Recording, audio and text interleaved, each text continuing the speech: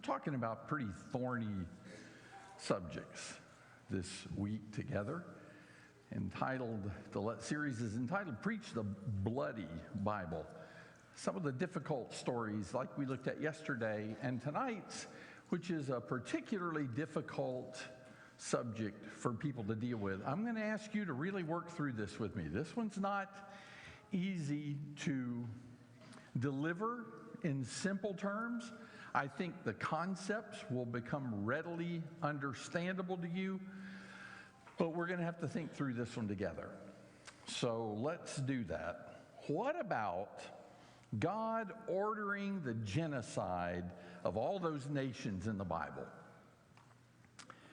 What do we say about that? And here's where I want to begin. One of my favorite movies from childhood. The movie was made in 1957. I was only 3 then. But later, Walt Disney allowed that movie to be shown in movie theaters all across the country, the movie Old Yeller. I was a boy when I saw it. I fell in love with that dog, as did, I think, every boy that ever saw that movie. Envisioned himself being the person who owned a dog that was so loyal, so fiercely loyal, that he'd even take on a bear or an angry cow or a wolf to protect his owner. Now, I'm going to give away something about that movie, so if you've never seen it and thought you might, this is a spoiler alert. Old Yeller dies. And even as a boy, I can remember weeping, because Old Yeller dies at the hands of his young owner, who has to shoot him because he is infected with rabies. Now, as a boy, I thought, that can't happen, surely. There's a way to preserve the life of that dog. That dog's too good. That dog's got too much hero in him to shoot and kill that dog. You can't do that.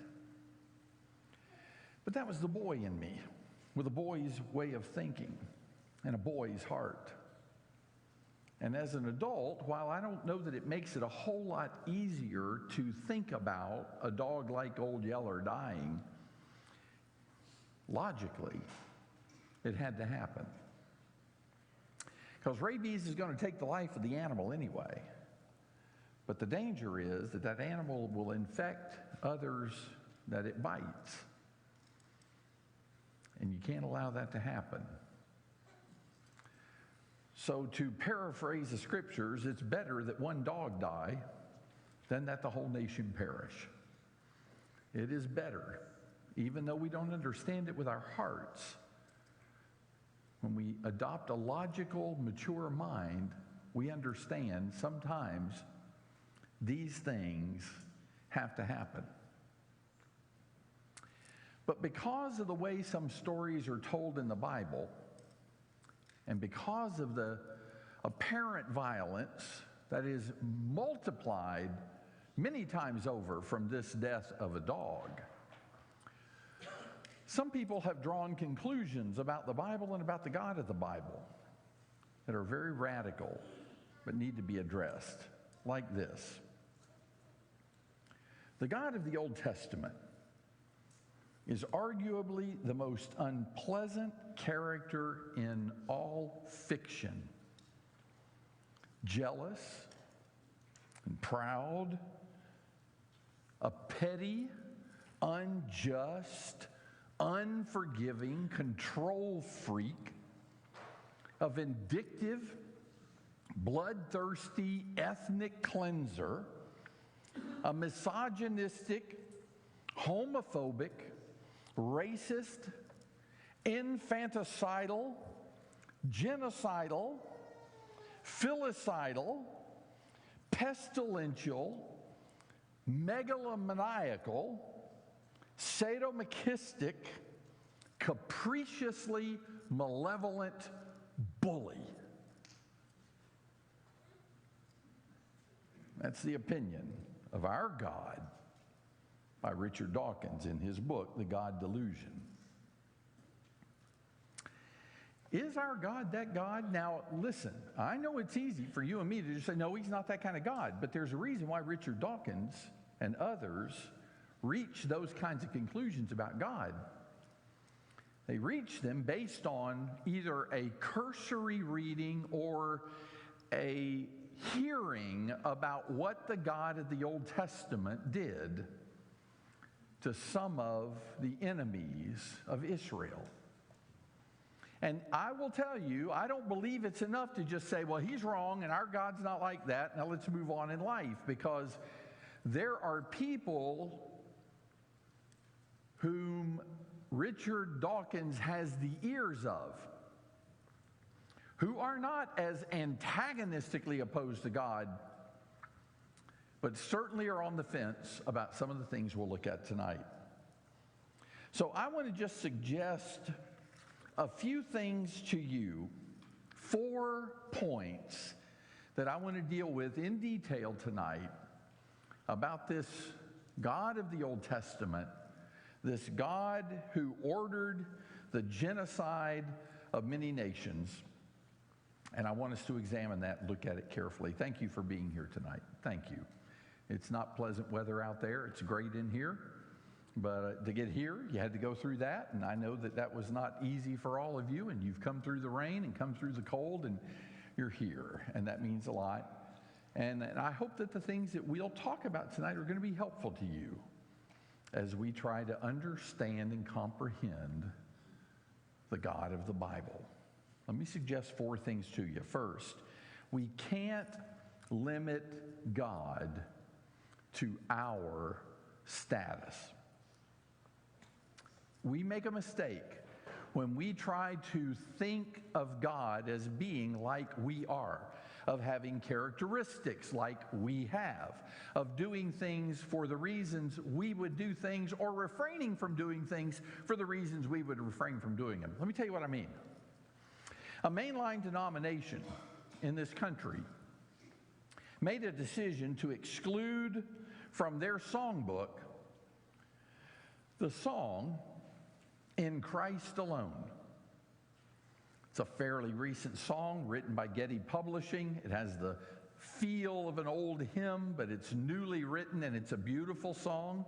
Many people enjoy singing it and it moves them deeply. But this mainline denomination said that song will not be in our songbooks any longer. You may wonder why. It was because of this phrase. And on that cross where Jesus died, the wrath of God was satisfied. And this particular religious group could not reconcile the God they believed in and wrath. Their God could not be capable of wrath. So they removed the song. But I think the mistake they made is the very mistake we make here. Because when we think of wrath, it is explosive anger. It's often unwarranted. And even when it is warranted, it is not admirable to see that kind of strong reaction on our part. We don't admire wrath. We don't encourage wrath, because when we think of it, it is uncontrollable, hateful anger. That is not the way God demonstrates wrath. And we make a mistake when we attribute to him the same kinds of emotional underpinnings for his wrath as there is for ours. His is not that kind of emotionally unbearable, untethered anger. That's what it is for us. You want to see it? Get out on the roads and drive for a little bit. You'll see it. It's the fist shaking, the long horn honks, the throwing the hands up in the air, the anger expressed both verbally as well as facially. We call that kind of thing wrath, but that's not the wrath of God. That's not the way the Bible depicts him in that particular role. So when we're talking here about what God did, we make a mistake if we try to think that God thinks like we think about these subjects. I'll give you another example. We don't limit certain officials or professionals from doing things we would limit other people from doing. Some of you know, maybe most or all of you know, that my best friend from childhood is Mark Broyles. We grew up together.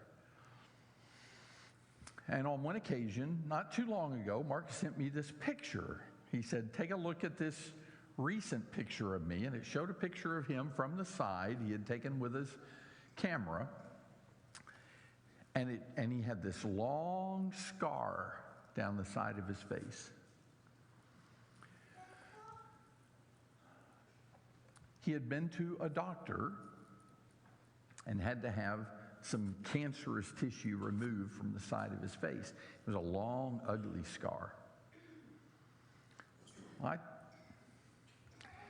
I know now it wasn't funny, but at the time I thought it would be. So I grabbed that picture and ran into my wife. And I just said to her, I said, look at what happened to Mark. And she looked at the picture and she said, oh my goodness, what? How did that happen? I said, he was sitting in a room and this guy came in a mask and had a knife and just cut him on the cheek like that. And she said, where in the world was he? And I said, oh, in the hospital. And she was angry. That's not funny, she said. I thought she was wrong, and I could do that same thing to my daughters, and they'd find it funny, but they didn't find it any funnier than she did. Now, you see how that story changes, though? If you think it's a person who just has a knife in their hand and cuts under somebody's cheek, it's the same slash, it's the same bleeding, it's the same healing that has to take place. But when you say a doctor did it, you go, oh, that's okay. Now, why is that okay? Because he has a motive and an expertise that the rest of us wouldn't have. If I went around with a box cutter saying, here, let me cut your face like that, I'd be arrested. Law officers carry weapons, and they do things with those weapons that you and I aren't allowed to do. I mean, they can carry mace, and they can carry tasers. And if we walked around doing what they do, hey, that guy looks suspicious, tase him. We'd be arrested for that. But we trust law officers. Why? Because they have a motive that's different than ours. And they have an expertise that is different than ours. So we'll let judges condemn someone to die. But we don't let everybody say, I think you should die. I'm going to electrocute you, or I'm going to hang you. We won't let people do that, but we let judges make those decisions. And I would suggest to you that in the same way that we make allowances for some people to do things that we wouldn't do and couldn't do ourselves, that we have to think of our God in that same way. Ours is a limited knowledge, folks. We simply don't see what God sees. We don't see things the way God sees things. In Job chapter 1, the latter part of verse 21, Job says, the Lord gave, and the Lord has taken away. Blessed be the name of the Lord.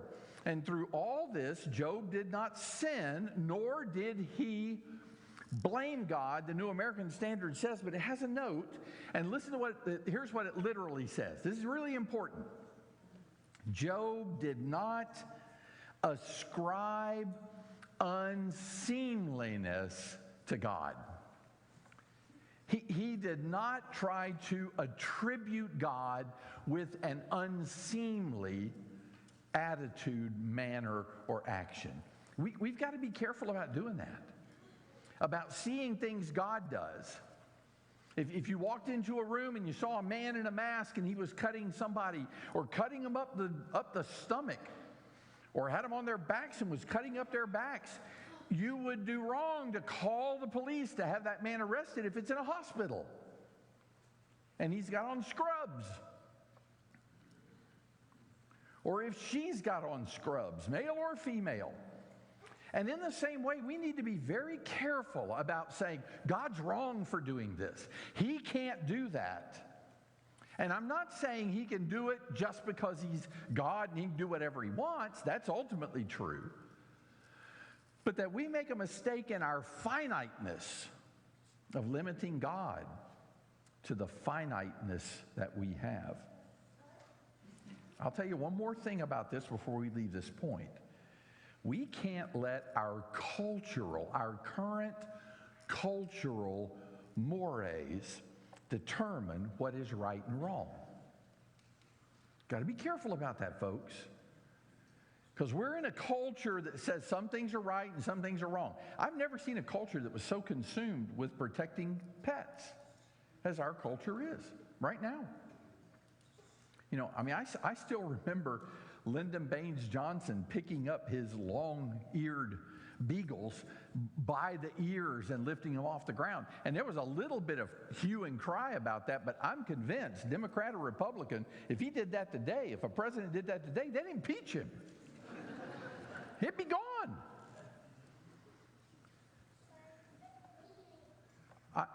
I'm seeing things about our culture that's different than other cultures. And we can't judge other cultures by our cultural standards. Those are current, and they may not always be here. My grandfather would have laughed at the thought that there are pet cemeteries and funeral homes in this country. My grandfather would have laughed at that. He said, you've been having bad dreams. Quit eating pizza so late at night. But we do. Now, I'm not saying it's right or wrong. That isn't my point at all. But my point is those things are constantly changing. And when we start trying to judge what's right and wrong by what our current cultural mores are, current cultural, not there are absolute standards of right or wrong. I believe in them, and I believe the Bible talks about them. But a lot of the things we're talking about aren't. And so we have people who are upset that we eat certain animals.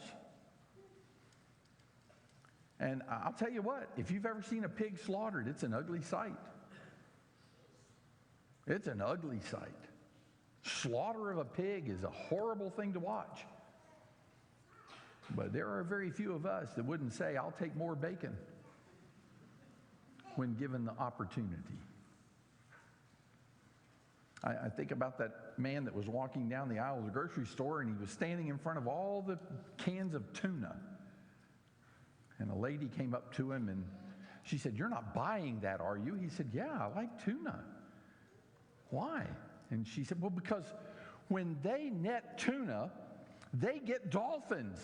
And the dolphins get caught in the nets and they die." And he said, "I'm not getting your point." She said, "Dolphins are intelligent." And he said, "Lady, we ain't netting the smart ones."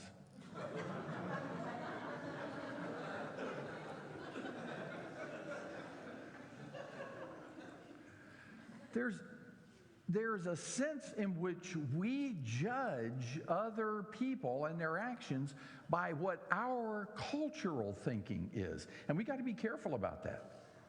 And let me offer you one more thought right along those lines. It is rare for us to see a person die. That wasn't true in past cultures. Executions were public. I'm not saying they should be. Don't jump to a conclusion that's not warranted. All I'm saying is we have kind of immunized ourselves from some of the darker aspects of what has to happen for us to exist on this planet. And because we have, we become so sterile in our thinking that we cannot imagine that anything that is distasteful to us could be okay for somebody to do. But that hasn't been the case historically. And so when we judge, God's wrong for striking us dead, that's a horrible thing to do. For the people of that day, that wasn't, I can't believe I just saw a man die in my presence. They saw it all the time. And they understood those were the processes, the circle of life that goes on. So don't go beyond this point, but know that we need to be careful about limiting God to our view of what's right and wrong, or what's acceptable or not acceptable. We'll make a mistake when we do that. Second point. Now, you got to stay with me on this. Hyperbole, exaggeration, exists in the Bible. And I'm going to say this to you up front. You have one of two choices here. You may be uncomfortable with my conclusion that hyperbole exists. And that's fine if you want to argue it doesn't. But if it doesn't, you're going to have to reconcile the contradictions I'm going to point out to you. So you find a reconciliation for it. I'm not being smart here, and I'm not trying to be sarcastic, but you only have one of two choices with some of these. You'll see what I mean in just a moment. In Romans chapter 1, verse 8, the Apostle Paul says, the whole world had heard of the faith of the Romans. He says it, the whole world. Now, if that is literally true, you wouldn't be able to go anywhere in the occupied world in that day and said, do you know about the Roman church? And they say, oh yeah, everybody knows about the Roman church. And that's beyond plausible. And you may say, well, that's your best example? Oh no, I'm just getting started. But I'm trying to show you early on that sometimes the Bible speaks in broad terms, and it's not intending to be dishonest. Listen, folks, we do this same thing all the time. Acts 11, verse 28 says, there was a famine throughout the whole world. A famine throughout the whole world. Okay, if there was, how could the saints in Jerusalem send relief? If there's no food anywhere, whole world, how did they send help? Well, it's a general statement, and we do it all the time. We'll say, I'll tell you what, you wouldn't believe it.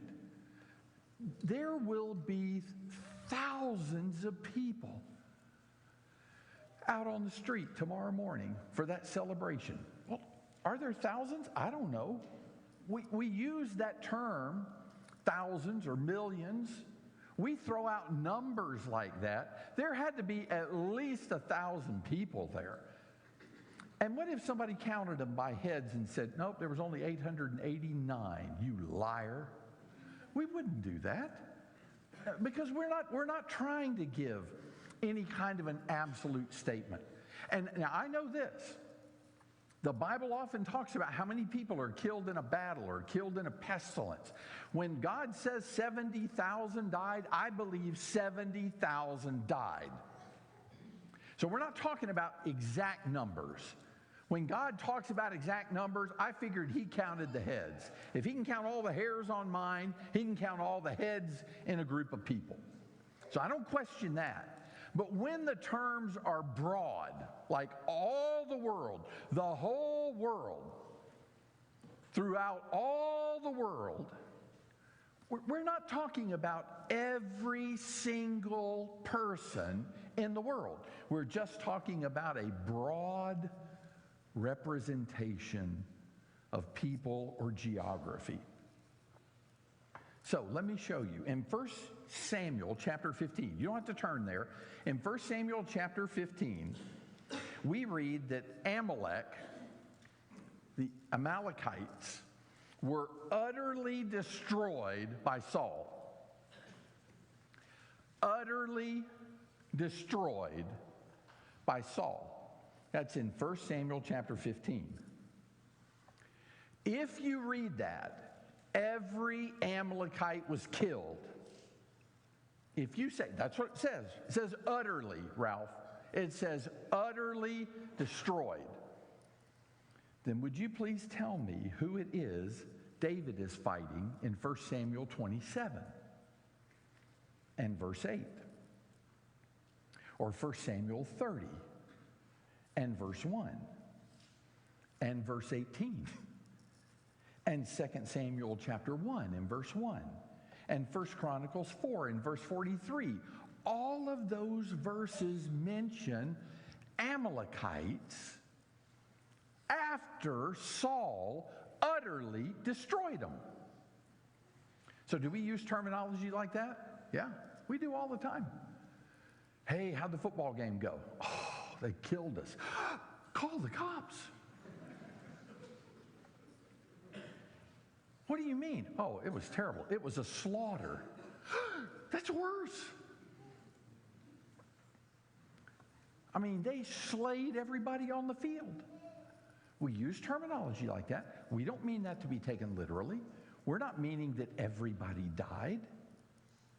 Now, when he destroyed the Amalekites, it was a good slaughter. But we would be wrong to assume that Saul didn't breathe again or rest until he had killed every person on the face of the earth that was called an Amalekite. You're wrong to draw that conclusion because David's fighting Amalekites. And it's after Saul's dead. And they're still there. In Joshua chapter 11, verses 21 and 22, the Anakim, the giants, the Anakim are killed by Joshua. It says he killed the Anakim. That's not Anakim Skywalker. That's with an N on the end, not M. Yet, in Joshua 14, the Anakim are still alive. Well, I thought he killed them. Well, he did kill some. But he didn't utterly destroy them in terms of not a single one was left alive, because they're there in chapter 14. Joshua chapter 10, verse 40 says the Canaanites were utterly destroyed. But Joshua 23, verses 7, 12, and 13 show them that there's still a threatening potential influence for the Israelites. The Israelites are warned about the Canaanites. I thought they were utterly destroyed. Hyperbole, a general statement, not meant to be taken literally, but it is a general statement that is being made. Now, you'll see that again and again, by the way. You'll see different people that are mentioned that way over and over again in the scriptures. And you need to be very careful about drawing the conclusion that the word utterly destroyed means there wasn't a single one of them left anywhere. Because I'll guarantee you, in almost every case, you're going to see them pop up again. And unless you want to conclude they were resurrected and brought back, or somebody was posing as them, you have to know that there's still some of them there. Let me show you something else. In Exodus chapter 23, and I do want you to turn to this one. I'm not just going to cite it. I want to show you something here. In Exodus chapter 23,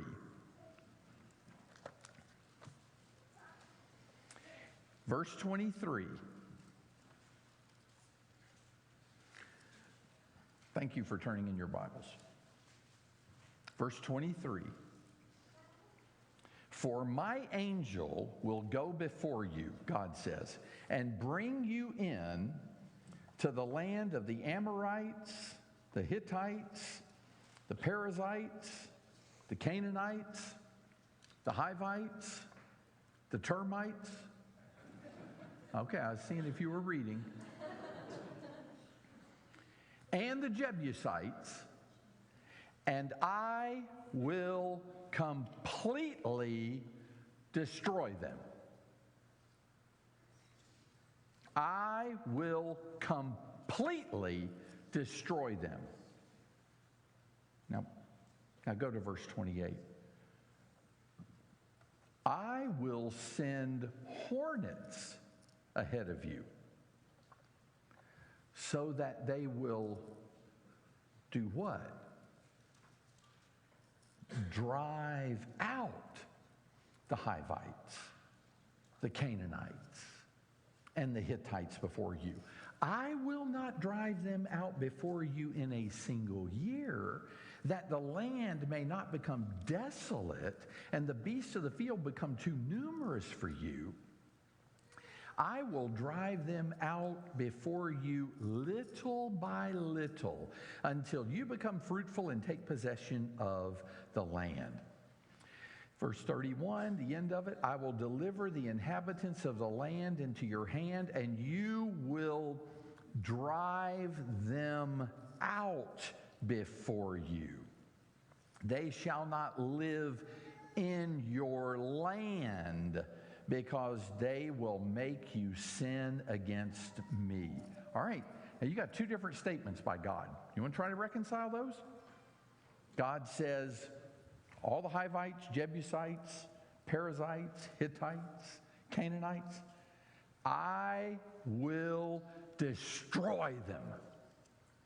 And then a few verses later, he says, going to drive them out. Is that a contradiction? I don't think so.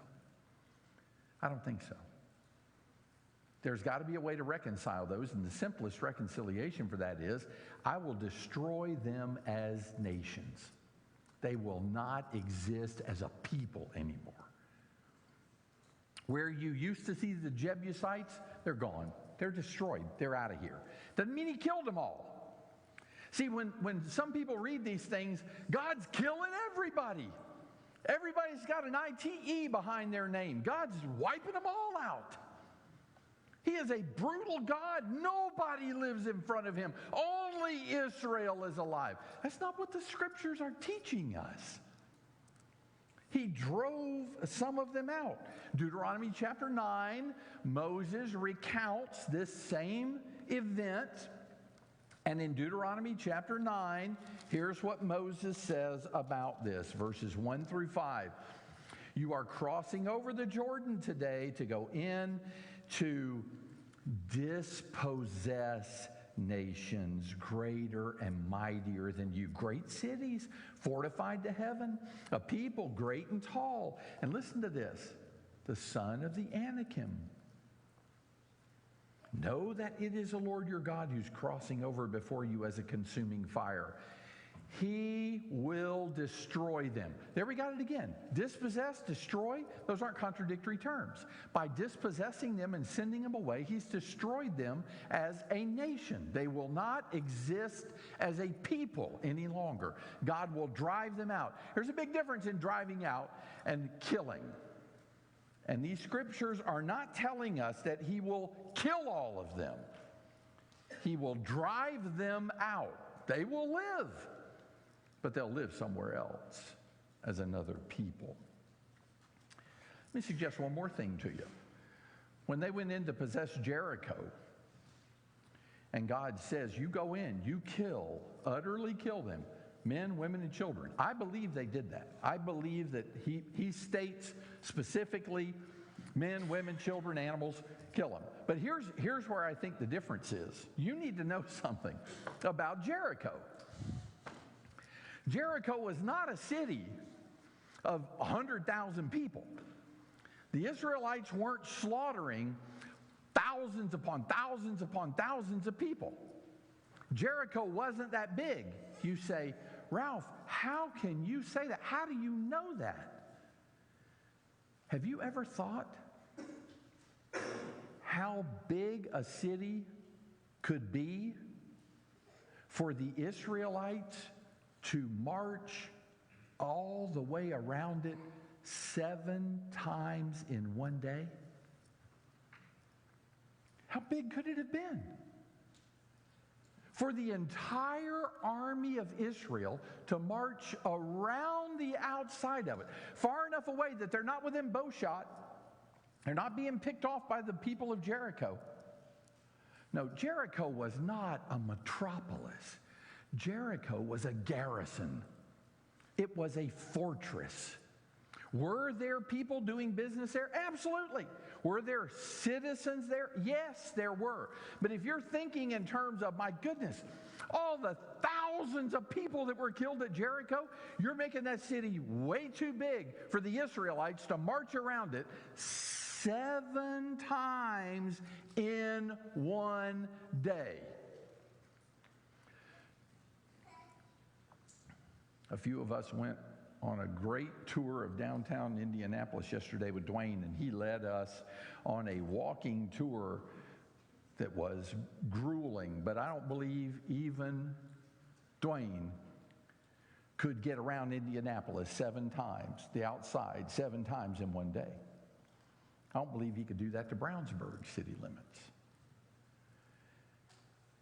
Doesn't matter how fast you're walking, it's got to be small enough to get around it 7 times in one day. That's what they did. And at the end of the day, there was still enough daylight for them to conquer the city. It's a garrison. And so even when we talk about the slaughter of Jericho, we got to put that in perspective. They did kill everybody in that city except for Rahab and her family. But we're not talking about the slaughter of millions or hundreds of thousands, and probably not even tens of thousands. That many people couldn't have fit in a city small enough to march around it 7 times in one day. And if you're thinking, well, you could run around it, maybe they were all marathoners. They've got the Ark of the Covenant in front of them that's being carried by priests on their shoulders. Justice is demanded by God. Now, I'm going to defend to the hilt God's right to exercise his justice in this world. But I want to talk to you for a few moments about what that entails. Because contrary to Dawkins and others, God is not some whimsical God who just says, I don't like them, kill them all. His responses are measured and carefully thought out. He is not malevolently capricious, slaughtering everybody in the whole world. That is not this God of the Bible. Consider in Genesis chapter 15 and verse 16, when Abraham is in conversation with God, and God says, I want to tell you what's going to happen to your family. You're going to go down to Egypt, and you're going to be sojourners in that land of Egypt for a long period of time. You're going to be down there for hundreds of years.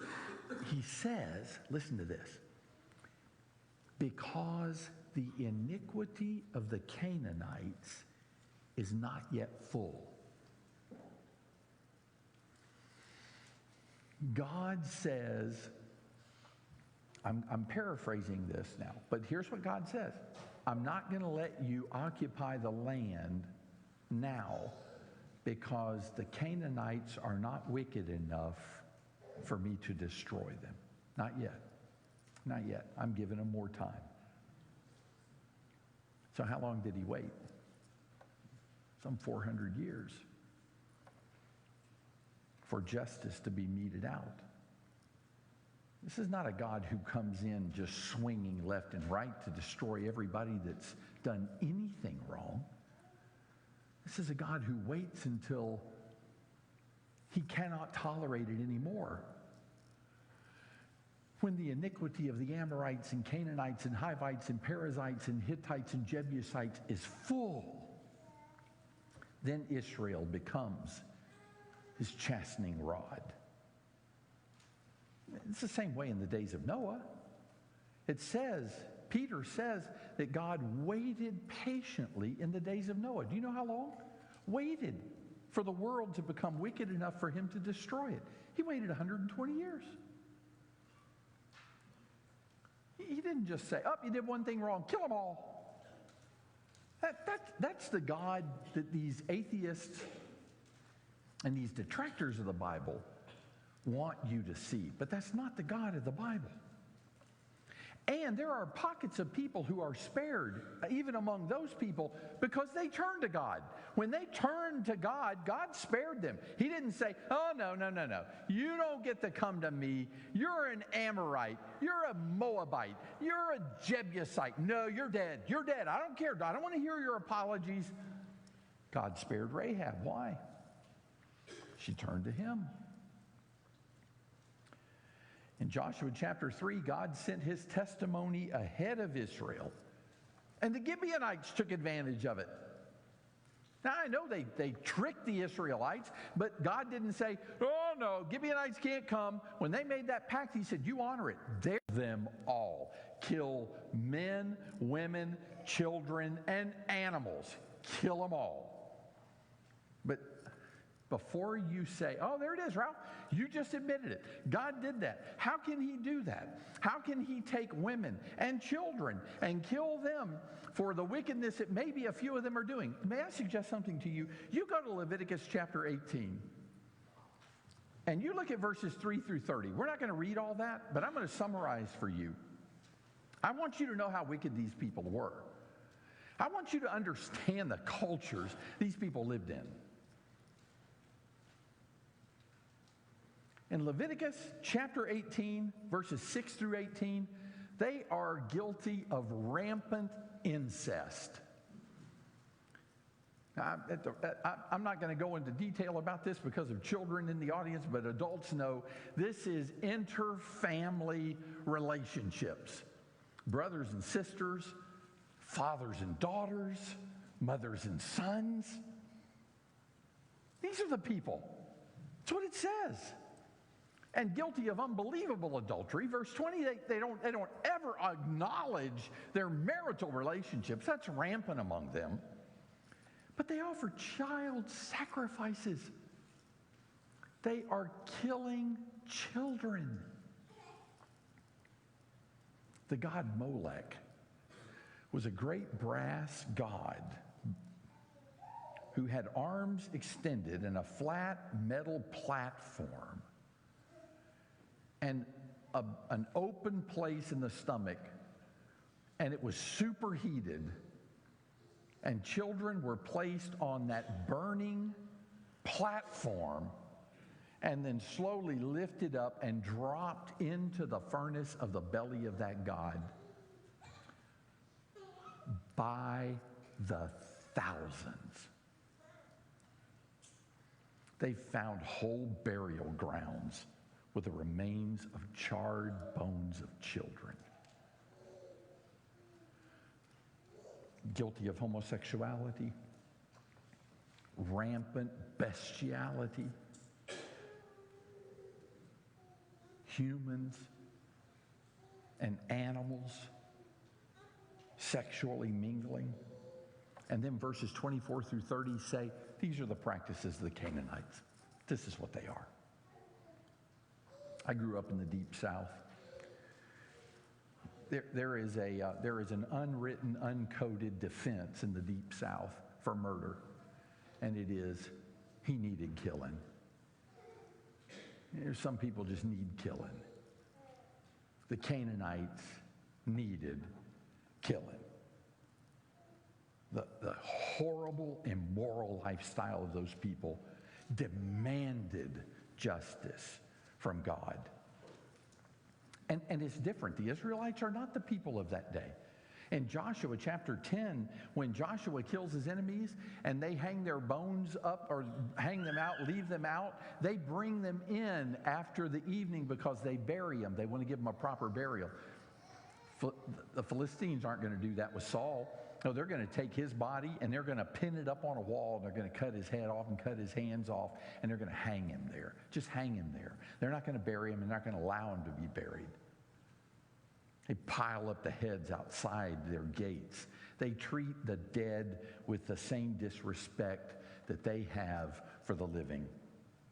The Neo-Assyrian Annals of Ashurbanipal II described forgive me for this, but described flaying the skin off captured armies. They would take soldiers and carefully flay the skin off of them with knives. They would impale them. They would heap their bodies up for show. The Assyrians would place heads in piles. It was not uncommon to gouge out eyes, cut off ears and limbs, and in every way mutilate their enemies. I'm going to tell you, folks, they needed killing. We would not tolerate that kind of action from a nation of people today. Well, what about killing women and children, though, Ralph? What about that? Well, women were often leavening agents for cultures. In Numbers 25, the Israelites are warned about taking the women into themselves because of the idolatry that can happen with that. Numbers 25, Numbers 31. And if you don't think that can happen, if people are strong, remember Solomon and his many wives that he took on. But I do want to address children for a moment. I do want to offer a couple of things. I'm not here to justify, to my satisfaction or yours, probably, the slaughter of children. But let me suggest to you that children were not likely to be found in numbers in those fortified cities. Those are fortified cities. They're garrisons. They're military bases for fighting forces. And not talking about bases like we have here. We've got down at MacDill Air Force Base where I am, where they've got base housing for families. We're talking about outposts. There weren't that many children in those circumstances. But by taking the lives of even the children, they would not grow up to adopt the sins of their fathers. That's what God says in Numbers 31, verse 17. Nor would they be treated as outcasts and orphans among Israel's people. They would not have that outcast status among the Israelites and have to scrape and scrap for everything they had for the rest of their lives. And I'll suggest one more thing to you. And it's not to say, therefore, the death of all children is this way. But there is one aspect, only one, that I see redeeming in the horrible slaughter of unborn babies in this nation. And it is that I have no doubt that we who make it to heaven will see the souls of those children there. The children die innocent and taken to the presence of God. Let me suggest one last point. I know it's 8 o'clock, but I do want to just simply offer the inconsistencies of the objectors. The people who argue, the Bible is so brutal. It's a horrible book. Look what these people are doing. These are the same people who justify abortion. The killing of innocent babies for convenience sake. It's not even a cultural thing. It's just convenience. In 2011, approximately 1.06 million abortions took place in the U.S. Oh, but you should take courage that that's down from an estimated 1.21 million in 2008, which is down from the 1.29 million in 2003, which is down from the 1.31 million in 2000, which is less than the 1.36 million in 1996. But from 1973 through 2011, our nation approved of the death of 53 million babies.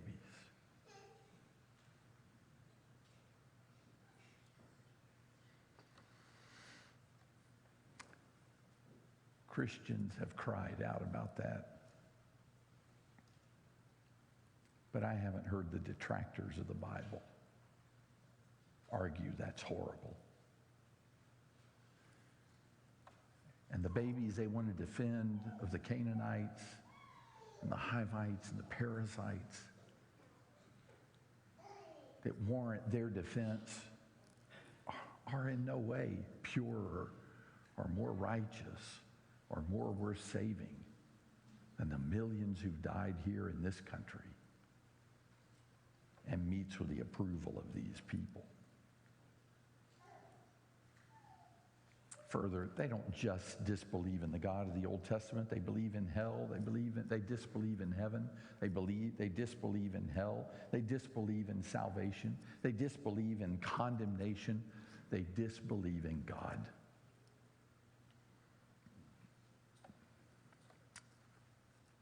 They're not consistent.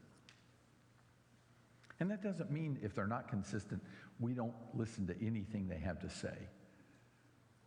But those very people who are arguing, how can you Christians be consistent in believing in that God and calling him a God of love, don't seem to wrestle at all with their own inconsistencies.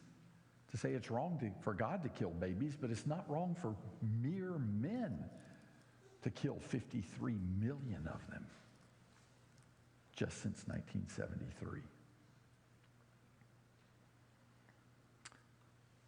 I really hope that the things that we've talked about are helpful for you tonight. I know it's been a lot of material. And I know that some of it may seem like it's somewhat philosophical or polemic. These are debaters' arguments, but it's not meant to be that way at all. It really comes down to, can we reconcile the God of the Old Testament with his strong sense of justice with the God of the New Testament with his strong sense of love and mercy? And are those exclusive? No, they are not. The God of mercy and love is found in the Old Testament, and the God of justice is found in the New Testament. And I believe we can believe these stories are true and right and proper without sacrificing anything about the God we have come to know and believe in and follow with all our heart, soul, mind, and strength. And his mercy and justice met at the cross of Jesus Christ, where the wrath of God, the cold and logical and calculated justice of God, met Jesus at the cross and produced for us the opportunity to be saved. If there's something we can do for you tonight, something we can pray with you tonight, something we can hear you say about your life tonight that we can pray about so that all of us can meet that God of justice and mercy with confidence that we too shall be saved, I invite you to come to the front while we stand and sing this song.